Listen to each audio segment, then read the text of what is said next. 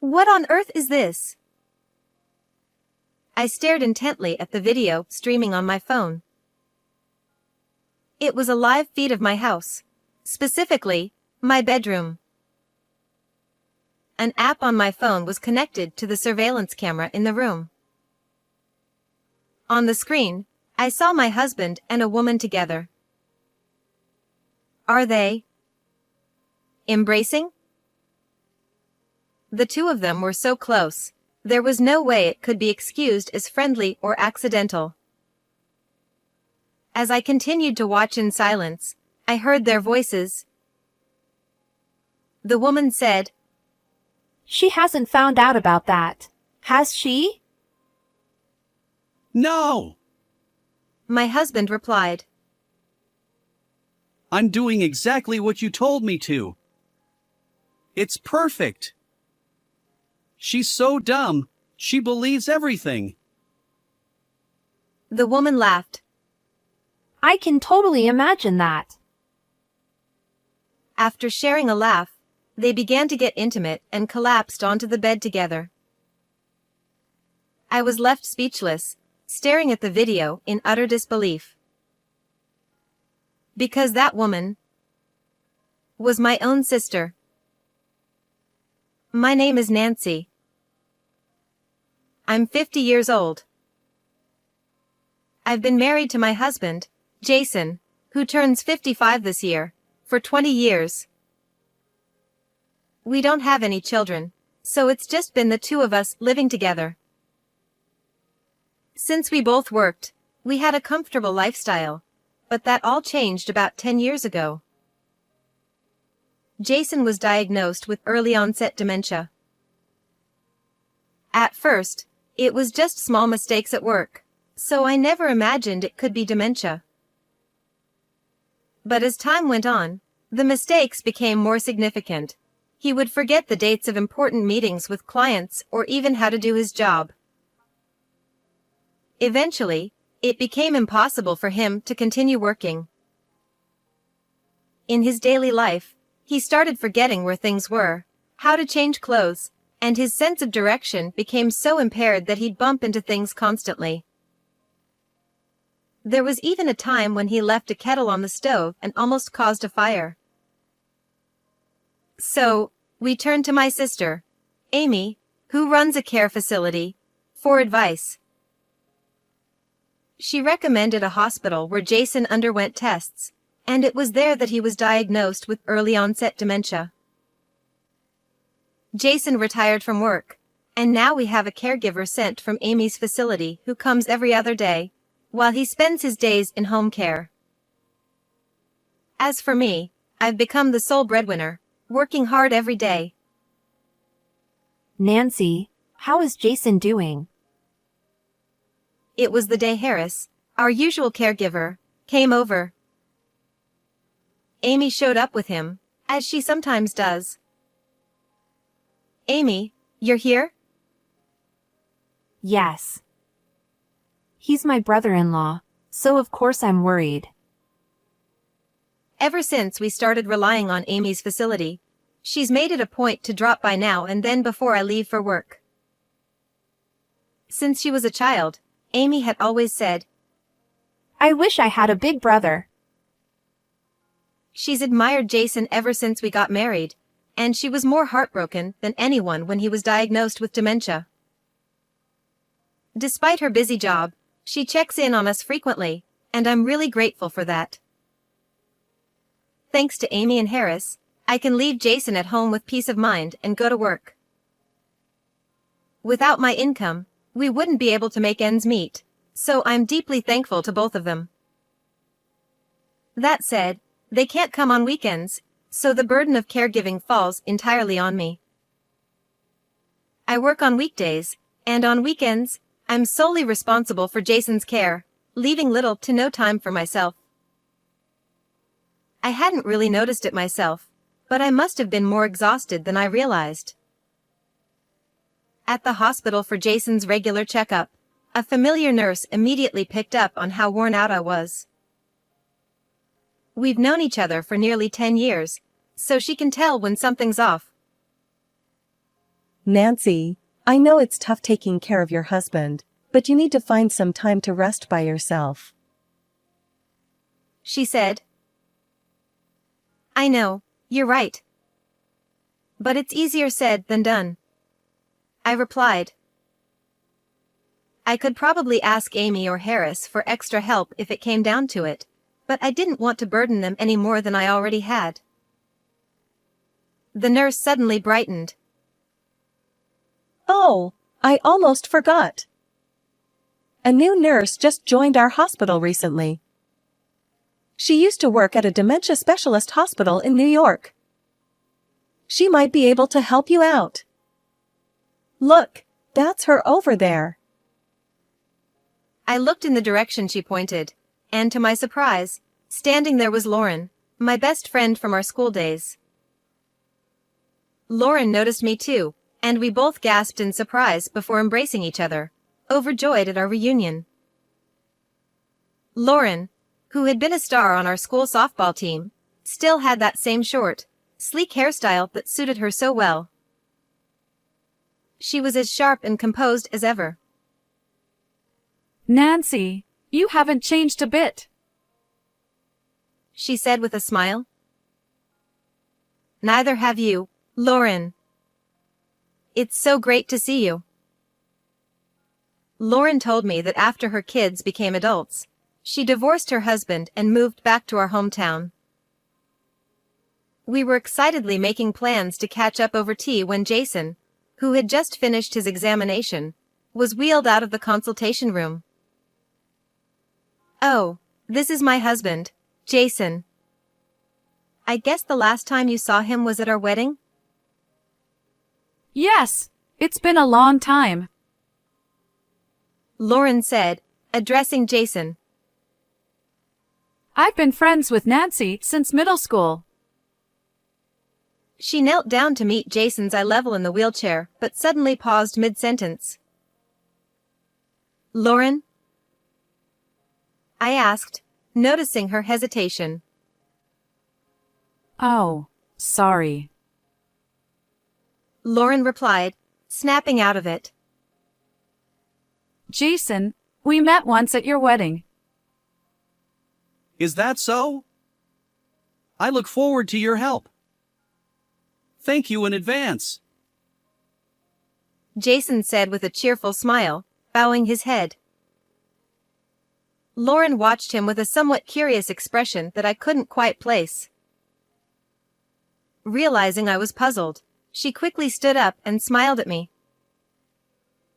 I've taken care of many patients like your husband, so I might be able to offer some advice. I'm sure I can help in various ways, so don't hesitate to reach out, she said. Thank you, Lauren. I'll definitely take you up on that, I replied. We waved goodbye, and after that, I ended up seeing Lauren quite a bit, whether it was to pick up Jason's medication or when he wasn't feeling well. Each time, she looked at me with a concerned expression, but I pretended not to notice and just let it pass. A few months after reuniting with Lauren, I was at the hospital with Jason for one of his checkups. After Jason was called in for his examination and went into the room alone, I heard someone call my name. Nancy. It was Lauren, her expression slightly more serious than usual. Lauren? Is something wrong? I asked. Jason just went in for his test, right? Do you have a few minutes? She asked. Sure, I have some time, I replied, a bit puzzled. Lauren led me to a counseling room. Nancy, how is it going with taking care of Jason? She asked. You're worried about me? Thanks for that, I said, giving her an update on Jason's condition and how the constant care was starting to take a toll on me. Lauren listened intently, and I assumed she was concerned about my well-being. But then she began. Actually, Nancy. What she said next left me in disbelief. Lauren started by explaining that about a week before we reunited, she had seen my sister Amy walking through town with a man. While she knew Amy's face well, the man seemed vaguely familiar to her. I called out to Amy, and she introduced the man as her boyfriend. Lauren continued. When we met at the hospital that day, I suddenly realized that the man I saw was your husband, Jason. I was so shocked. I didn't know what to think. She said. That explains the strange look on your face at the time, but... I trailed off, trying to process this. Lauren had seen Amy and Jason together a week before our reunion, yet Jason hadn't seemed to recognize her at all during our meeting. Lauren explained. Back then, I still had longer hair, down to my shoulders, and I was wearing glasses. I looked quite different from how I do now. That might explain why Jason didn't recognize her, but still. There's something else that's been bothering me. Lauren added. She mentioned that Jason's behavior at the hospital struck her as oddly unnatural for someone with dementia. She had encountered people faking dementia in her previous job at a specialist hospital, and Jason's behavior resembled that of those pretending. The man I saw walking with Amy in town was striding confidently, speaking clearly, and seemed perfectly healthy. Lauren said. Could it be a case of mistaken identity or a mix-up? I asked. I don't think so. Lauren replied.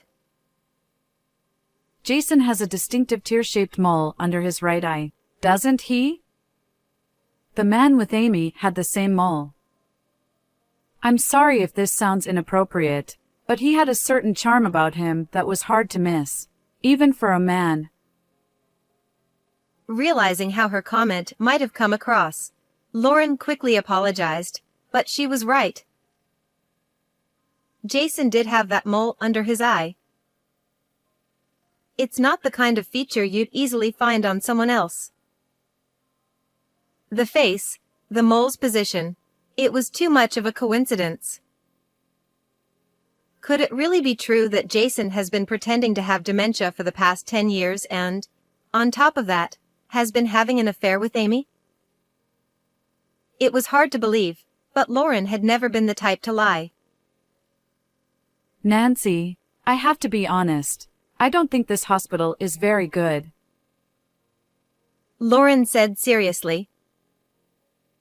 What do you mean?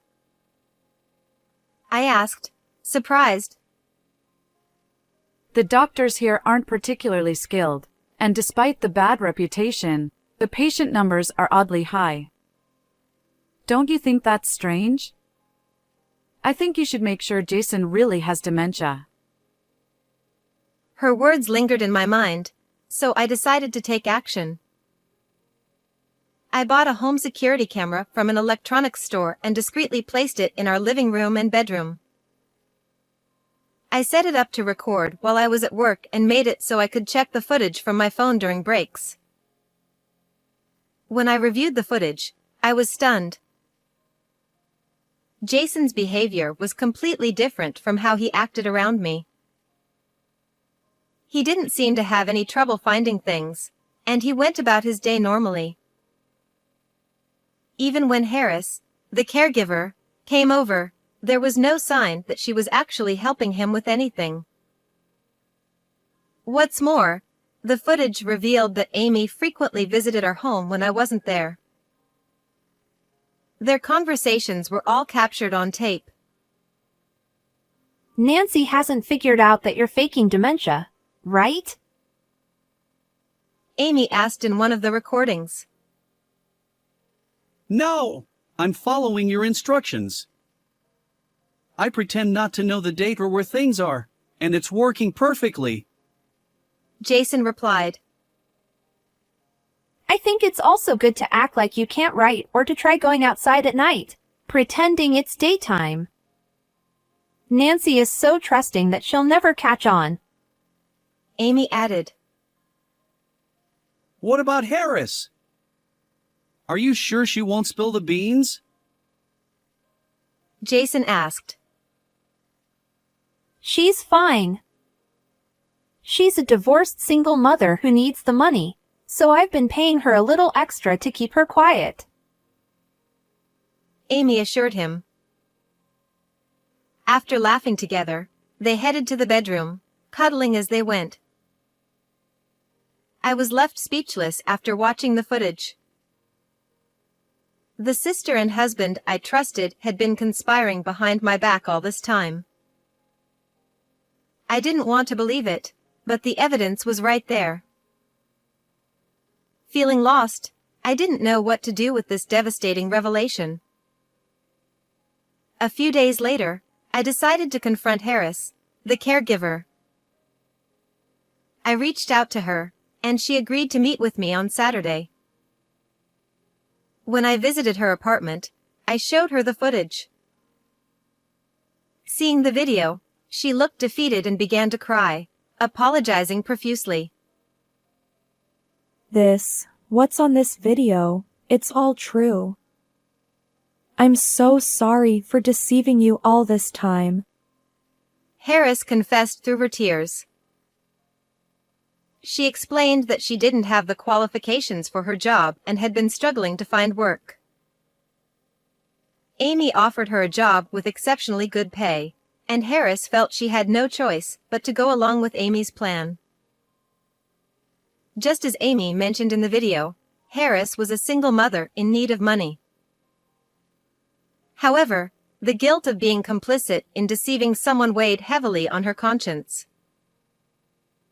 It was this guilt that ultimately led her to provide her testimony. She also gave me receipts, copies of her work logs, and her diary entries from that time. I needed the money, but that doesn't excuse what I did. I betrayed you as a person, and I'm truly, deeply sorry.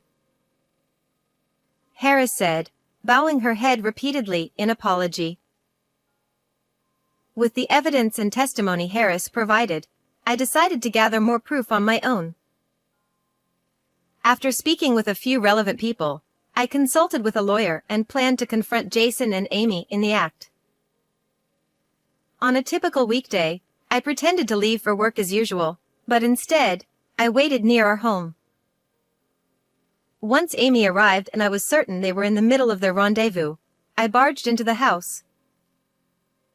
They were caught red-handed, with no chance to escape. As they scrambled to cover themselves, I coldly stated, "I know everything. Jason, I heard you messed up at work and got sidelined to a dead-end position. You were so fed up with the job that you didn't want to bother anymore, didn't you?" I said, repeating what one of his colleagues had told me. Jason, looking panicked, began to confess. It wasn't my idea. Amy came up with the plan. She said I should pretend to have dementia so Nancy would take care of me. We could meet whenever she was at work. It was all Amy's idea. Harris was just there to create an alibi. Amy hired her. Jason's tone, as if he was trying to pin all the blame on Amy, made her snap. She started shouting hysterically. You've got some nerve. You were totally on board with the plan. Now you're trying to wriggle out of it by putting all the blame on me? You're a coward! Amy screamed. Shut up! You were the one who wouldn't leave me alone. I just did what you said. Jason shot back. As they stood there, stark naked, hurling insults at each other, I felt my heart grow colder. I couldn't stand to be around them any longer. That's enough. Both of you, get out. Now. I yelled. I dragged them to the living room window and threw them outside. I also tossed out their clothes and Amy's bag, then slammed the window shut. They pounded on the glass, pleading with me. Let me in! Jason yelled. Please, listen to me. Amy begged. But I ignored them, pulling the curtains closed. When they still didn't stop pounding on the glass, I sent them a message on WhatsApp. Shut up. If you don't want me to call the police, disappear. Suddenly, everything went quiet. Over the next few days, Jason and Amy kept coming to the house and bombarding me with WhatsApp messages. Fed up with their persistence, I decided to put the house on the market and move into a short-term rental. I had already transferred the house, which was originally in both of our names, into my name alone when Jason was diagnosed with dementia. Since Jason had retired, he no longer had the means to pay the mortgage, and I figured it would be a hassle if a dementia patient had any decision-making power in the event of a crisis. So I made the change preemptively. The house sold for more than I had expected, and combined with the savings I had secretly accumulated, I was able to purchase a condo. I didn't foresee this kind of situation when I made those decisions, but looking back, I have to say, good job, me. I divorced Jason and, while I was at it, demanded a hefty amount of alimony from both him and Amy. Whether or not Jason had the ability to pay was irrelevant. It was my way of saying, this is what you both did to me. I will never forgive or forget. Now, let me share some updates I heard through the grapevine. After our divorce, Jason remarried Amy, and they now live in her house. But apparently, things aren't going well between them. I imagine they were only driven by the thrill of their illicit affair. Marriage is different. It's not just about being lovers. When you live together, the good and the bad start to surface. You have to accept, acknowledge, and sometimes turn a blind eye to those things. But for those two, who got caught up in the excitement of their affair and then hastily remarried, that's probably too much to handle. Even if they wanted to separate, they have nowhere to go. Both of their parents have passed away, and the house Jason and I lived in is long sold. Jason has no place to return to now. With no other family to rely on and no escape, they're stuck with each other. Honestly, I couldn't care less, but if I had to say it, serves them right. As for Harris, her testimony led to Amy's facility losing its certification and eventually being shut down. It seems the business hadn't been profitable enough to repay the bank loan she took out to start it.